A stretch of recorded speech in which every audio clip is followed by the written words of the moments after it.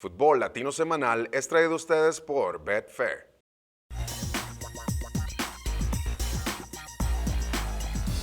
El Newell's Old Boys de Argentina se juega una de sus últimas opciones de ir a los octavos de final de la Copa Libertadores y necesita derrotar a un eliminado Nacional de Uruguay este miércoles 26 de marzo en el Estadio Parque Central de Montevideo.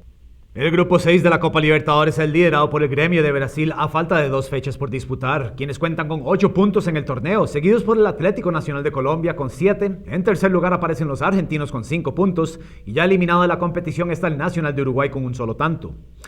Estos dos equipos se vieron las caras en Rosario el pasado 27 de febrero, partido que finalizó con una goleada de 4-0 a favor de los locales.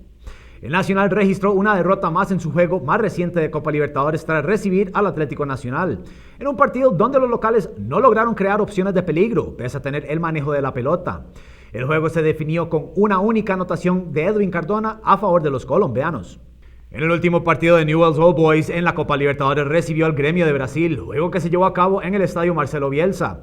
El partido fue dominado por los argentinos, quienes se fueron arriba en el marcador por intermedio de Maxi Rodríguez a los 79 minutos. Sin embargo, acabaron con las manos casi vacías, pues al minuto 91 Rodolfo empató la pizarra.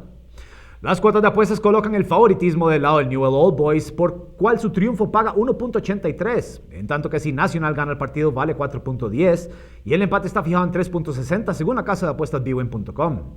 El necesitado del triunfo es el Newell's Old Boys, por lo que parte de entrada como la mejor apuesta del juego. Por eso vamos a recomendar una apuesta a favor del 1.83 de estos mismos.